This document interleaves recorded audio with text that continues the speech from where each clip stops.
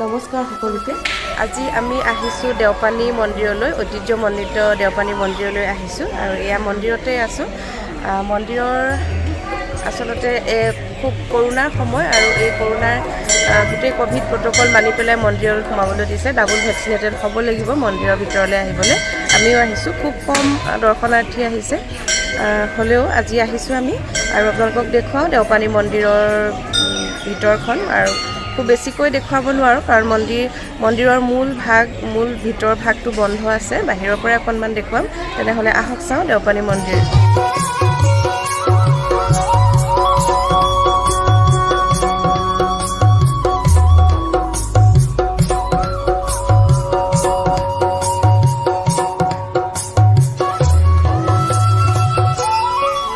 মা দুৰ্গা দেওপানী মন্দিৰ। এই দেওপানী মন্দিৰ কাৰ্বি আংলং জিলাত অৱস্থিত। এই দেওপানী মন্দিৰৰ যি মূল মূৰ্তি ভাগ, দেৱী দুৰ্গাৰ যি মূৰ্তি, সেই মূৰ্তি উদ্ধাৰ হৈছিলে 19 শতিকাৰ 90 দশক মানতে। তেতিয়া এই অঞ্চল ঘন জংঘলেৰে আবৃত আছিল আৰু সেই ধনশিৰি উপত্যকাত ঘন জংঘল ভাঙি বসতি কৰিবৰ কাৰণে কিছুসংখ্যক লোক তালৈ গৈছিল আৰু তেওঁলোকৰ সহযোগতে এই দেৱী দুৰ্গাৰ মূৰ্তি উদ্ধাৰ হয়। আৰু তেতিয়াৰ পৰাই মানে 1896-97 চন মানৰ পৰাই দেওপানী থানত গঞা ৰাইজে পূজা আগবঢ়াই আহিছে দেৱী দুৰ্গাৰ আগত আৰু বলি প্ৰথাও প্ৰচলন হৈ আহিছে সেই তেতিয়াৰ পৰাই। পৰৱৰ্তী সময়ত এই ঠাইতে খনন কাৰ্য চলাই 3টাকৈ মূৰ্তি উদ্ধাৰ কৰিছিল আৰু ইয়াৰে 2টা মূৰ্তিৰ গাত পুৰণি আখৰৰ ফলি আছিল আৰু প্ৰত্নতত্ত্ববিদসকলে এই মূৰ্তিসমূহৰ যি ফলি আছিল, যি আখৰ আছিল, সেইসমূহ চাই তেওঁলোকে অনুমান কৰিছিল যে এয়া খ্ৰীষ্টীয় 9ম-10ম শতিকাৰ মূৰ্তি আছিল আৰু তাত শ্ৰী শ্ৰী জীৱৰা আৰু শ্ৰী শ্ৰী দীঘলেখ বৰ্মা নামৰ 2জন ৰজাৰ কথা উল্লেখ আছিল।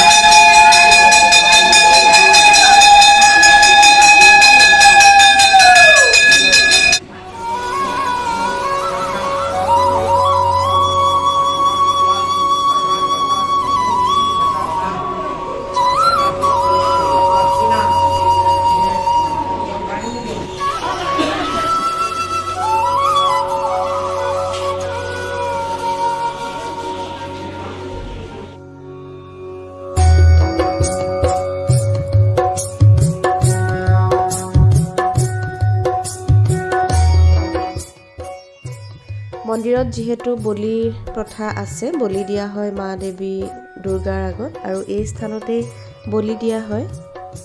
এয়া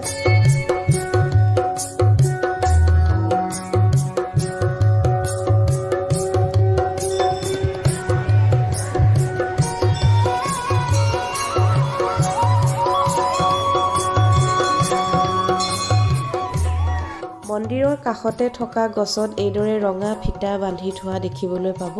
ইয়াত ডাঙৰ ডাঙৰ যিমান গছ আছে মন্দিৰৰ কাষতে, তাতে সকলোতে ৰঙা ফিটা বন্ধা হয়। এয়া দেখিছে আপুনি, যেনিয়ে চাই ৰঙা ফিটা বন্ধা দেখা পাব।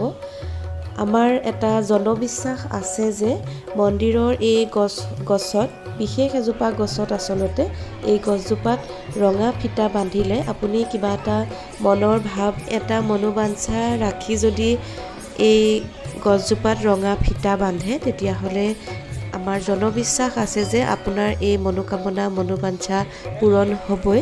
মা দুৰ্গাই এই আপোনাৰ মনোকামনা পূৰণ কৰিবই আৰু যেতিয়া এই মনোকামনা আপোনাৰ পূৰণ হয়, তেতিয়া আহি আপোনাৰ ৰঙা ফিটাডাল খুলি দিলে হয়।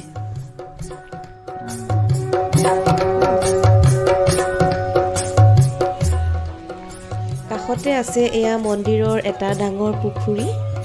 এইটো ধুনীয়াকৈ বেৰা দি থৈছে পুখুৰীটো আৰু এইটো মন্দিৰৰ মেৰেজ হল। ইয়াতে যদি মন্দিৰত বিবাহ কাৰ্য সম্পন্ন কৰিবলৈ আহে তেতিয়া ইয়াতে কৰিব পাৰে। এয়া এতিয়া বন্ধ আছে। এয়া এইটো মেৰেজ হল, এইফালে আছে পুখুৰী আৰু এইফালে মন্দিৰ ভাগ। এয়া আমি মন্দিৰৰ প্ৰাংগণতে আছোঁ আৰু এয়া বহুত পুৰণা মন্দিৰ। আচলতে দৈয়াং ধনশিৰি উপত্যকাৰ যি প্ৰাচীন সভ্যতা লাহে লাহে আৱিষ্কৃত হৈ আহিছে, তাৰ মাজতেই এই দেওপানী অঞ্চলত বিভিন্ন ধৰণৰ পৌৰাণিক কীৰ্তিচিহ্ন আৱিষ্কাৰ হৈছে। তাৰ ভিতৰত দেওপানী দুৰ্গা মন্দিৰ বা ইয়াৰ সমীপতে শিৱ মন্দিৰ আছে। এই দুৰ্গা মন্দিৰ ভক্তসকলে অতি ভক্তিৰে ইয়ালৈ আহে আৰু তেওঁলোকে বা সকলোৱে ভাবে যে দুৰ্গা মন্দিৰত যি কামনা কৰা হয় সেই কামনা বাস্তৱায়িত হয়, ভগৱানে আশীৰ্বাদ পায়, মা দুৰ্গাৰ আশীৰ্বাদ পায়।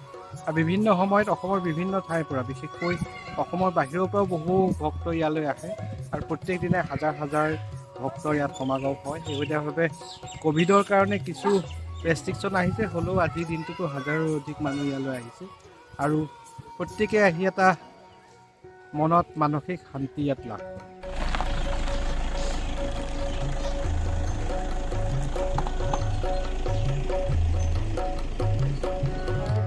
যিহেতু অসমৰ বিভিন্ন ঠাইৰ পৰা ইয়ালৈ দৰ্শনাৰ্থী আহে, গতিকে এইটো এটা ডাঙৰ এটা অঞ্চল। ইয়াতে ডাঙৰ ডাঙৰ বাছবোৰ ইয়াতে ৰখায় আৰু বহুতে ইয়াতে খায়ো, ইয়াতে ৰান্ধি বাঢ়ি খায়ো, কাৰণ খুব সোনকালে আহে, দিনটোৰ কাৰণে আহে, দেৱী দৰ্শন কৰি পেলাই ইয়াতে ৰন্ধা বঢ়া কৰি ইয়াতে খায়।